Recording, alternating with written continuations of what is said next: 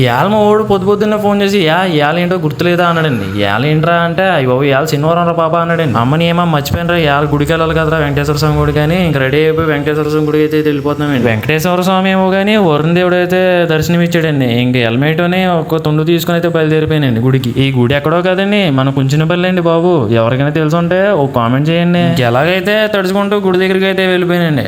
మన బాస్ అయితే దర్శనం ఇచ్చాడండి. కొబ్బరికాయ ఒకటి కొనుక్కొని 7 ప్రదర్శనలు అయితే చేయడానికి రెడీ అయిపోయానండి. పైనుంచి ఆ చినుకులు గుడిలో ఆ వైపు అయ్యి బాబు చాలా ప్రశాంతంగా ఉందండి బాబు మనసంతానే. ఇంకా గుడి విషయానికి వస్తే గుడి అయితే చాలా బాగా నిర్వహించారండి. చాలా ప్రశాంతంగా ఉందండి గుడి దగ్గరికి వెళ్తే.